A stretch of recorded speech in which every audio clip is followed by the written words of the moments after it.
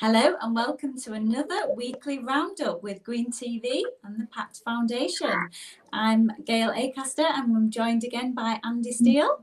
So we're going to give you a weekly update and let you know what's going on with a few little twists and turns along the way. So how are you doing, Andy? How's things with you? Good, thanks, Gail. Getting ready for the week ahead. Lots going on as always. So tell me more about that, sir. A little birdie's told me you've got an exciting new project on the horizon. What's that?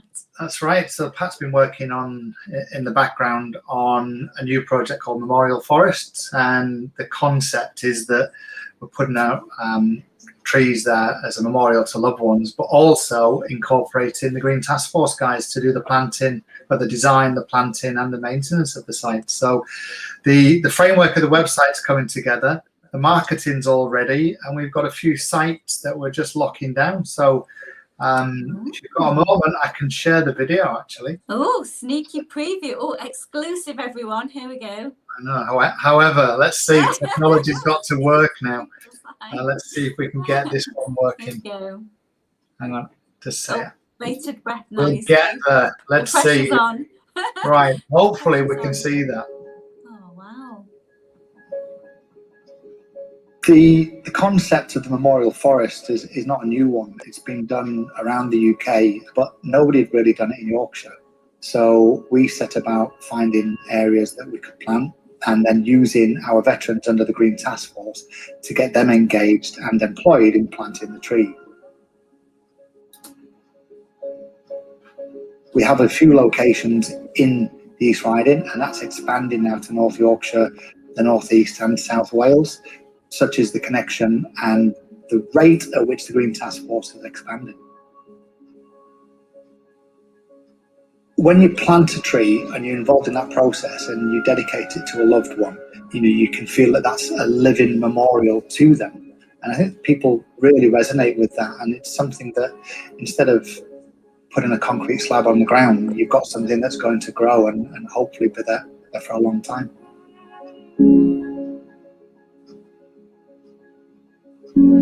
I think everybody walks this earth and leaves an impact, and when you're gone, quite often you feel as though that the impact that person has left has gone with it. So the simple act of planting a tree is something that you can use to remember that individual by, but it's also something that's having an impact on the environment and the people who are potentially grieving as well. It's somewhere where you can go and connect with that person, and it's a legacy that will live on.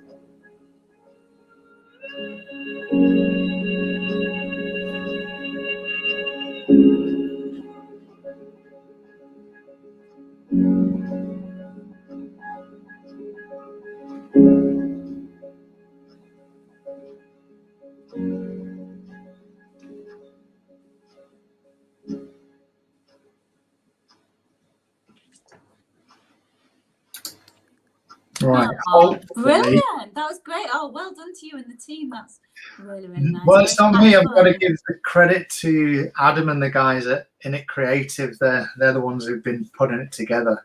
Really, really nice. I always said I've got a voice for radio. So. I was going to say very well narrated there. Yeah, you don't need to see my grid. You just need to hear my voice. Me of Sir Richard Attenborough. It was very, very, very good. Oh my God. It was good. Very good. That's your compliment for the week. I think it's a very powerful message. Yeah, it is. And we're getting ready now just to get the sites locked down. Absolutely. In East Riding, but also in South Wales as well. So everywhere that we're operating the Green Task Force, where we can plant and maintain those memorial forests, we'll launch one.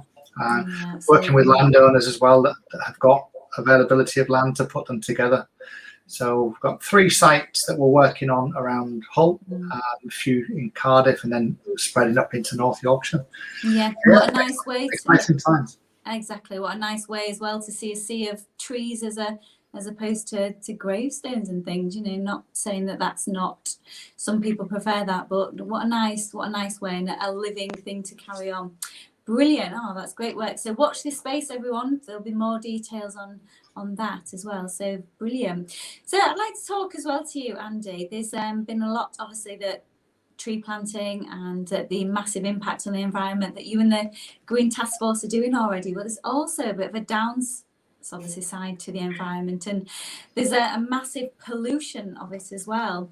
Tell me more, but we had a conversation off air about the Panorama documentary. What does that entail? Yeah, I think we should put the link in the video afterwards, yeah, we can so do people that. can see it. Panorama reported the last week or so about untreated sewage going into the rivers. Don't get me wrong, trees are a great way of filtering, but you can't damage the environment in the way that they are, or the water authorities are. And so I think there needs to be some tightening of not just the regulation, the enforcement of those regulations by the Environment Agency. It's just shocking to see the levels of pollution in the river that you don't think are there. There may be technology, or the equipment may be old, but it needs to be investment, and it needs to be looked at quite seriously. So whilst we're always planting trees and looking at the environmental angle and the biodiversity from a climate change issue as well, I think we've got to start to look at another angle here and say that we're doing all these things for the environment with our charity in the Green Task Force, but we've got to protect the nature and this natural environment. Everything's got to be done. So the water authorities and the Environment Agency, I think they need to step up and take some action, and probably the voice of the people will do that. So I'd urge you to watch the Panorama video and make your voice known. Yeah, definitely. I think we need a bit of people power and people pulling together. I watched it myself and was pretty shocked, to see the amount of face wipes that are being flushed down the toilets, and, ladies' personal products and things being put in the seas and things, which impacts on wildlife and us humans. So yes, we definitely need to we'll put the links on this, won't we, Andy, at the end? So I suggest watch it, and let's try and make a difference here. One of the rivers along the Thames, the guy was just putting a stick in, and everywhere he put it in, he was bringing up face wipes, which just shows you that they don't degrade. No, it looks like a mud bank, didn't it? From a distance, it looks like a mud bank, but when you actually got down there, it was just a sea of it. It was quite shocking. I know.